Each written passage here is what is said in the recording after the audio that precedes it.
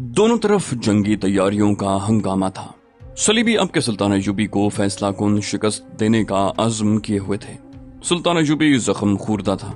सलीबियों की शह पर 3 मुसलमान उमरा सुल्तान अय्यूबी के खिलाफ महाजारा हो गए थे। 2.5-3 साल मुसलमान फौजें एक दूसरे का खून बहाती रहीं। सुल्तान अय्यूबी ने तीनों मुसलमान अफवाज को फैसला कुन शिकस्त देकर उनसे हथियार डलवाए और उन्होंने सुल्तान अय्यूबी की इताअत कबूल कर ली थी। मगर इस फतह को सुल्तान अय्यूबी उम्मत रसूल सल्लल्लाहु अलैहि वसल्लम की बदतरीन शिकस्त कहता था, क्योंकि सलीबियों की साजिश कामयाब हो गई थी। इस खाना जंगी में अल्लाह के वो 1000 सिपाही मारे गए या उम्र भर के लिए अपाहिज हो गए जिन्हें फलस्तीन को सलीब से पाक करना था। इस दौरान सलीबियों ने फौज में इजाफा कर लिया, फौज को आराम भी दे दिया था और जंगी तैयारियां मुकम्मल कर ली थी। उनका यह दावा बेबुनियाद नहीं था कि वो तूफान की तरह आएंगे और दुनिया अरब को खसो खाशाक की तरह उड़ा ले जाएंगे। उनके मुकाबले में सुल्तान अय्यूबी की फौज के तजुर्बाकार सिपाही और कमांडार शहीद हो चुके थे और वो नई भर्ती की जरूरत महसूस कर रहा था। रंगरूटों को लड़ाना बहुत बड़ा खतरा था, मगर इसके सिवा कोई चारा नहीं था। उसे मिस्र में भी फौज की ज्यादा नफरी रखनी थी, क्योंकि सूडान की तरफ से खतरा था। इसके अलावा मुल्क के अंदर तखरीबकारी और गद्दारी भी ज्यादा थी। सलीबी तूफान की तरह आने का प्लान बना रहे थे और सुल्तान अय्यूबी अपने तरीक़े जंग से हटना नहीं चाहता था। उसने तय कर रखा था कि वो शब खून मारने और ज़रब लगाओ और भागो के उसूल पर लड़ेगा। अब के सलीबियों ने ऐसा प्लान तैयार करने की सोची थी जिसमें सुल्तान अय्यूबी का कमांडो ऑपरेशन कामयाब न हो सके। वो उसकी फौज को घेरे में लेकर आमने सामने की जंग लड़ाने की तरकीबें सोच रहे थे। दोनों तरफ ये कोशिशें हो रही थीं कि अपनी अपनी जंगी तैयारियों, मंसूबों और नक्लो हमल को राज में रखें और एक दूसरे के राज मालूम करें। इस मकसद के लिए दोनों के यहाँ एक दूसरे के जासूस मौजूद थे। सलीबी कमांडरों वगैरह को तो ये मालूम था कि उनके दरमियान सुल्तान अय्यूबी के जासूस मौजूद हैं, लेकिन रिमांड वाली त्रिपोली और दीगर सलीबी हुक्मरानों को ये मालूम नहीं था कि उनकी कॉन्फ्रेंस में 2 मुसलमान जासूस मौजूद हैं। पहले भी उनका जिक्र आ चुका है। एक मुसलमान राशिद चंगेज था और दूसरा फ्रांसीसी ईसाई विक्टर था। ये आला किस्म के मुलाजिम थे जो सलीबी बादशाहों और आला कमांडरों की दावतों वगैरह में शराब और खाने वगैरह की सर्विस की निगरानी करते थे। राशिद चंगेज ने अपना नाम ईसाइयों जैसा जाहिर कर रखा था। तुर्क होने की वजह से उसका रंग यूरोपी बाशिंदों जैसा था। बहुत होशियार और चरब जबान था। विक्टर के मुताल्लिक तो किसी को शुबा ही नहीं था कि वो ईसाई है। वो फ्रांस का रहने वाला था, लेकिन अपने आप को उसने यूनानी ईसाई बताया था। सलीबियों की इस कॉन्फ्रेंस में भी दोनों अपनी मखसूस वर्दी पहने मौजूद थे, क्योंकि सलीबी शराब के बगैर कोई काम नहीं करते थे। ये दोनों शराब पेश कर रहे थे और उनकी बातें गौर से सुन रहे थे। ये बातें बहुत ही कीमती थीं जो उन्हें काहिरा पहुंचानी थीं, मगर ये अभी मुकम्मल नहीं थी। वो सलीबियों का पूरा प्लान मालूम करके काहिरा पहुंचाने का इरादा किए हुए थे। अली बिन सुफियान को अपने उन दोनों जासूसों पर मुकम्मल एतमाद था। हालांकि विक्टर ईसाई था। सलीबियों को यही खतरा महसूस हो रहा था कि सलाहुद्दीन अय्यूबी को उनके प्लान और नक्लो हरकत का इल्म हो गया तो वो जगह जगह घात लगाकर थोड़ी थोड़ी नफरी से उनके तूफानी लश्कर को तबाह कर देगा। चुनाचे वहां सुल्तान के जासूसों का सुराग लगाने और उन्हें पकड़ने के बड़े ही सख्त अहकाम जारी कर दिए गए थे। मिस्र में भर्ती की मुहिम शुरू हो गई। 2-3 फौजी दस्ते तरतीब दिए गए जो उन इलाकों के दौरों पर निकल गए जिनसे भर्ती मिल सकती थी। फौजी जाहो जलाल और जंगी मुजाहिरों और खेल तमाशों का इंतजाम किया गया। मस्जिदों के इमामों के लिए तेज रफ्तार कासिदों के जरिए सुल्तान अय्यूबी का ये पैगाम भेजा गया कि वो लोगों को जिहाद की अहमियत बताएं और उन्हें ये बताएं कि कुफ्फार पूरी ताकत के साथ आलम इस्लाम पर हमला आवर हो रहे हैं और ये भी कि क़िबला अव्वल कुफ्फार के कब्जे में है। इस सूरत में हर मुसलमान पर जिहाद फर्ज हो गया है। इमामों से कहा गया कि वो जवानों को मिस्र की फौज में भर्ती होने की तलकीन करें। मजहब और कौम के वक़ार के जज्बे से जवान साल आदमी भर्ती होने लगे। उनके जहनों में मकसद वाज़े था, मगर बहुत से जवान माल गनीमत के लालच से भर्ती हुए। ये देहाती इलाकों के लोग थे। उनके कानों तक इमामों की आवाज नहीं पहुंची थी। उन तक फौजी अफसर पहुंचे जिन्होंने सुल्तान अय्यूबी के इस हुक्म की तामील की खातिर कि भर्ती बहुत जल्दी करो, लोगों को जिहाद के वाज सुनाने की बजाय ये कहा कि सलीबियों के शहर फतह किए जाएंगे जहां इतनी दौलत है कि वो समेट नहीं सकेंगे। चुनाचे वो दिलों में जिहाद का जज्बा लेकर भर्ती होने की बजाय माल गनीमत का लालच लेकर हंसी खुशी भर्ती हुए।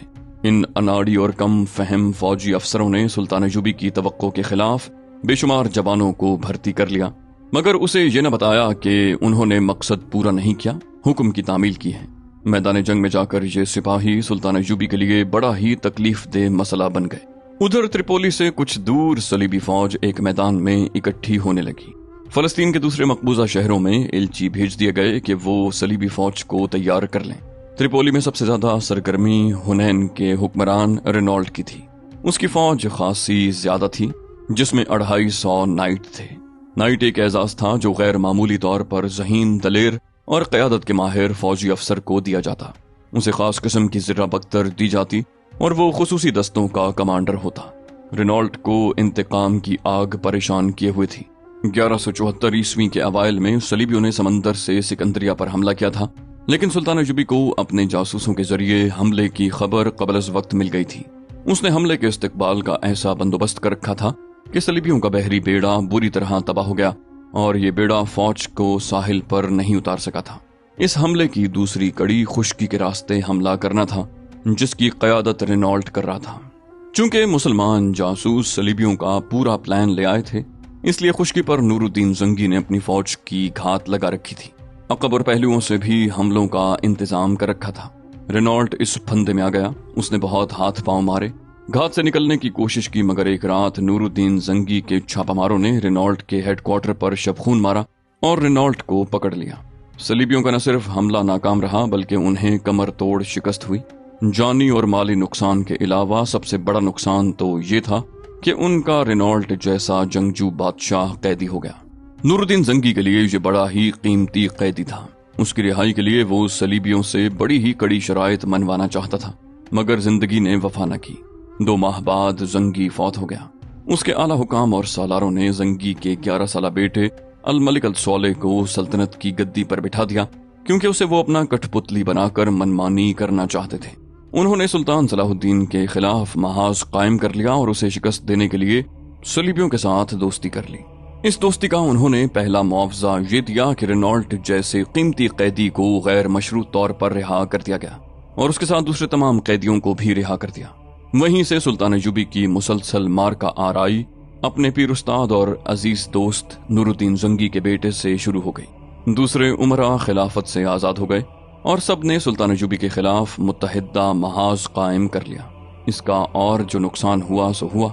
एक नुकसान अब सामने आया कि रेनॉल्ट, जिसे उन गद्दार मुसलमानों ने खैर सगाली के तौर पर या सलीबियों की दोस्ती हासिल करने के लिए रिहा कर दिया था, वो एक जंगी कुव्वत बनकर सुल्तान अयूबी के खिलाफ नहीं बल्कि आलम इस्लाम को तहे तेख करने के लिए फैसला कुन हमले के लिए आ रहा था। अल मलिक अल सौले ने रेनॉल्ट के साथ जो जंगी कैदी रिहा किए थे, वो भी इस्लाम के लिए बहुत बड़ा खतरा बनकर आ रहे थे। रेनॉल्ट अपनी शिकस्त और जिल्लत का इंतकाम भी लेना चाहता था। सलीबियों की इस कॉन्फ्रेंस में उसने इस तजवीज़ की मुखालफत की कि तमाम सलीबी अफवाज मुश्तरका कमान के तहत हों। इस मुखालफत की सबसे बड़ी वजह यह थी कि वो आज़ाद होकर अपने अज़ाइम के मुताबिक जंग लड़ने का इरादा किए हुए था। सलीबियों में ये कमजोरी थी कि वो मुत्तहिद नहीं होते थे, एक दूसरे की मदद करते थे, लेकिन हर एक के दिल में ये होता था कि वो ज्यादा से ज्यादा इलाके फतह करके उनका बादशाह बन जाए। मुतअद्दिद मौरखीन ने लिखा है कि सलीबियों को इस कमजोरी ने दुनिया अरब में नुकसान पहुंचाया और वो इतनी ज्यादा और इतनी बरतर जंगी ताकत के बावजूद नुमाया कामयाबी हासिल न कर सके।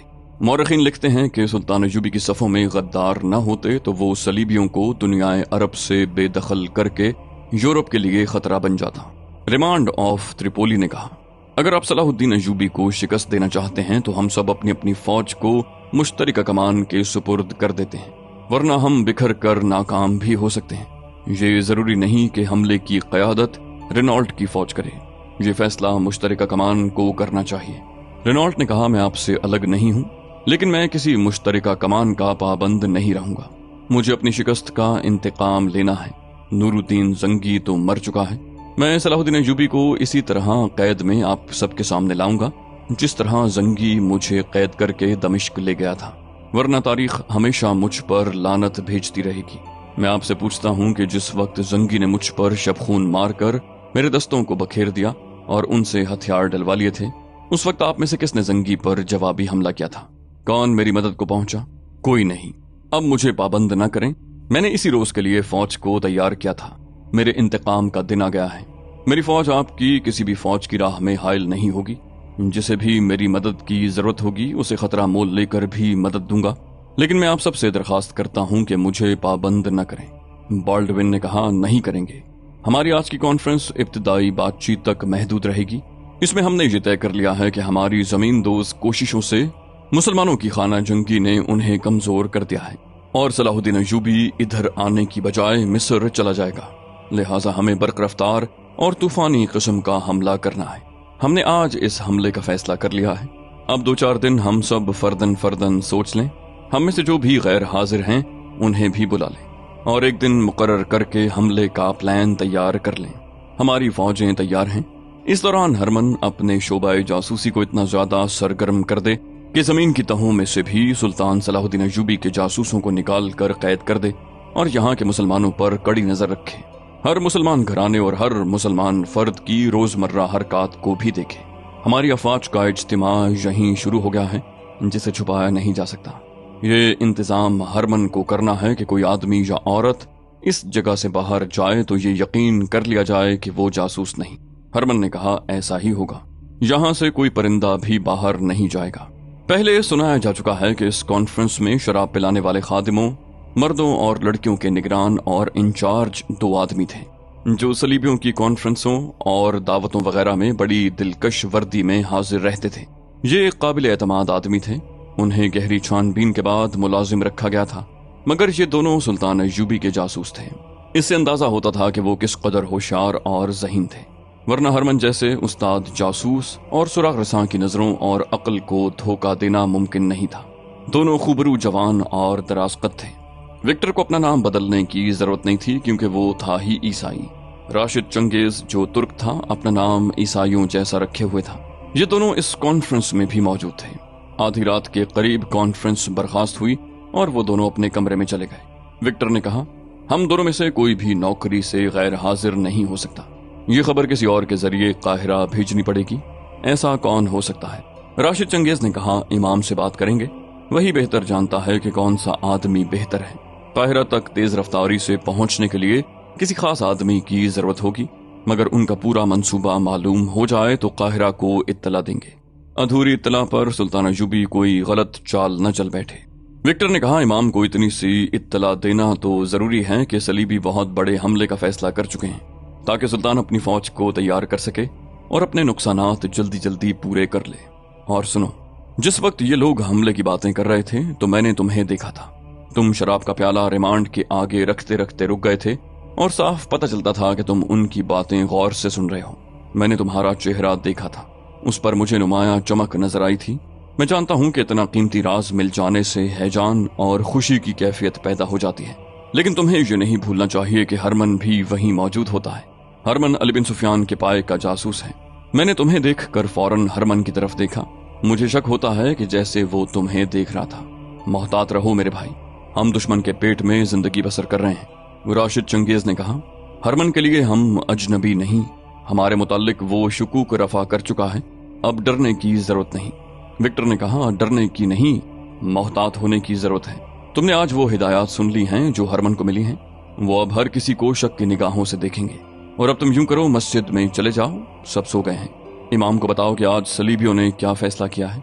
अगर काहिरा को कोई जाने वाला हो तो इस फैसले की इत्तला अली बिन सुफियान को दे दे, और अगर उधर से कोई आए तो हमसे मिले बगैर वापस न जाए। शहर की एक मस्जिद का इमाम सुल्तान अय्यूबी के लिए जासूसी करता था। ये मस्जिद जासूसी का खुफिया अड्डा बनी हुई थी। मुसलमान जासूस मस्जिद में जाकर इमाम को खबरें पहुंचाते और उससे हिदायत लेते थे। विक्टर कभी मस्जिद में नहीं गया था। वो कहा करता था कि उसे नमाज नहीं आती और मस्जिद के आदाब से भी वाकिफ नहीं, इसलिए उसे डर था कि मस्जिद में कोई ऐसा मुसलमान उसे पकड़वा देगा जो सलीबियों का जासूस होगा। ये गलत भी नहीं था। सलीबियों के मुखबरों में मुसलमान भी थे जो मस्जिदों में जाने वाले नमाजियों पर भी नजर रखते और उनकी बातें गौर से सुनते थे। वो अक्सर मुसलमानों को गिरफ्तार कराते रहते थे। राशिद चंगेज ने चूंकि अपने आप को ईसाई जाहिर कर रखा था, इसलिए वो दिन के दौरान मस्जिद में नहीं जाता था। सलीबी कमांडरों वगैरह की शबीना दावतों से फारिग होकर अगर जरूरत पड़े तो आधी रात के बाद इमाम के घर जाता था, जो मस्जिद के बिल्कुल साथ मिला हुआ था। उसका एक दरवाजा मस्जिद के सहन में खुलता था। राशिद चंगेज ने कपड़े बदले, चुगा और इमामा पहना, मसनूई दाढ़ी चेहरे पर बांधी और कमरे से निकलकर अंधेरे में गायब हो गया। हुक्म के मुताबिक उसे दाढ़ी उस तरह से साफ करानी पड़ती थी।